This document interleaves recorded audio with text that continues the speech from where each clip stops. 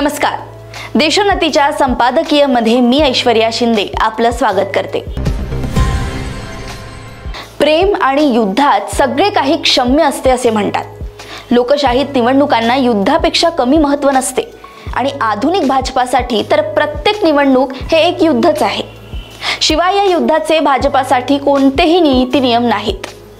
युद्ध जिंकणे महत्त्वाचे, मग त्यासाठी कोणत्याही स्तरावर जाऊन प्रयत्न करावे लागले तरी त्यासाठी हा भाजप तयार असतोच. लोकसभा निवडणूक म्हणजे तर महायुद्धच म्हणायला हवे.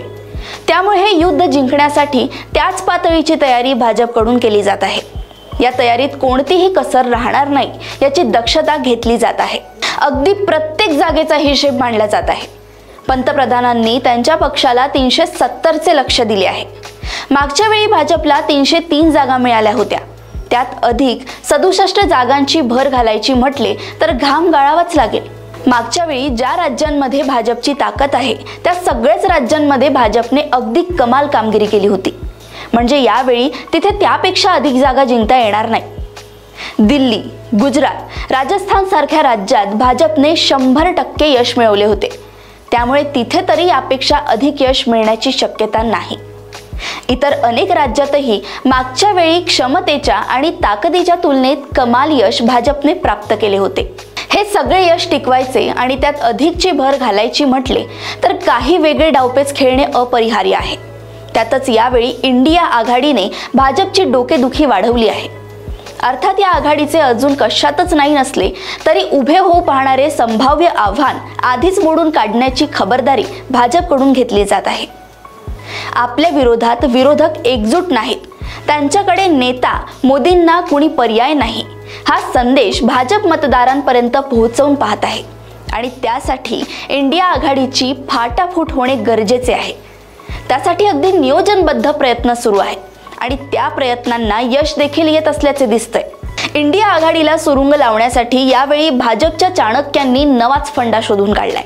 त्यातूनच एकाच वेळी विक्रमी संख्येने भारतरत्न पुरस्काराची घोषणा करण्यात आली. बिहारमध्ये कर्पूरी सिंग ठाकूर यांना भारतरत्न बहाल करीत भाजपने नितीश कुमार सारखा मोठा मासा गळाला लावलाय. नितीश कुमारांचे इंडिया आघाडी बाहेर पडणे नक्कीच या आघाडीसाठी धक्कादायक होते. त्याआधी ममता बॅनर्जींनी आपल्या राज्यापुरती इंडिया आघाडी विसर्जित केली. बिहारनंतर भाजपने आपला मोहरा उत्तर प्रदेशच्या दिशेने वळवला. या राज्यात भाजपला मागच्या तुलनेत अधिक जागा जिंकायची संधी आहे, परंतु त्यासाठी इंडिया आघाडीला तडा जाणे गरजेचे होते.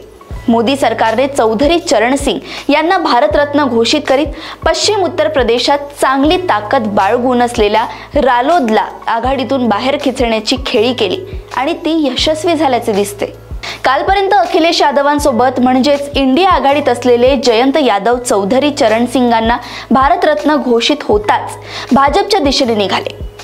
कृषी तज्ज्ञ स्वामीनाथन आणि माजी पंतप्रधान नरसिंह राव यांनाही भारतरत्न घोषित करण्यात आले. भाजपसाठी कायमच आव्हान ठरलेल्या दक्षिण भारतात भाजपचे स्थान निर्माण करण्यासाठी या दोघांचा सन्मान करण्यात आल्याचे दिसतंय. अर्थात त्याचा तत्काळ परिणाम दिसण्याची शक्यता कमी असली तरी सध्या इंडिया आघाडीत नसलेल्या आणि आंध्र प्रदेश, तेलंगणात प्रभावी कामगिरी करण्याची शक्यता असलेल्या प्रादेशिक पक्षांना या माध्यमातून चुचकारण्याचा प्रयत्न केल्याचे दिसतंय.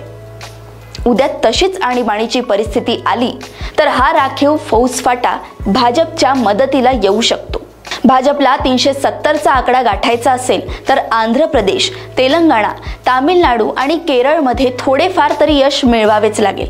कर्नाटकात भाजपची स्थिती चांगली आहे आणि कदाचित मागच्या प्रमाणेच याही वेळेस कर्नाटकातून भाजपला भरपूर रसद मिळू शकते. परंतु तामिळनाडू आणि केरळची तटबंदी भेदणे भाजपला अजूनही शक्य झाले नाही. स्वामीनाथन यांना भारतरत्न प्रदान करून भाजप तामिळनाडूत आपला पाय तयार करू पाहत आहे. थोडक्यात काय तर यावेळी आपल्या राजकीय लक्ष्यपूर्तीसाठी भाजपने रत्नांचा खेळ मांडल्याचे दिसतंय.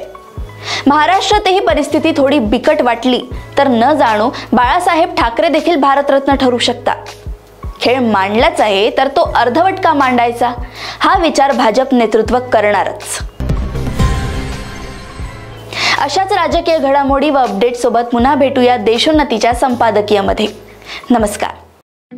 ठळक घडामोडींसाठी देशोन्नती न्यूज चॅनलला सबस्क्राइब करा आणि बेल आयकॉन प्रेस करा.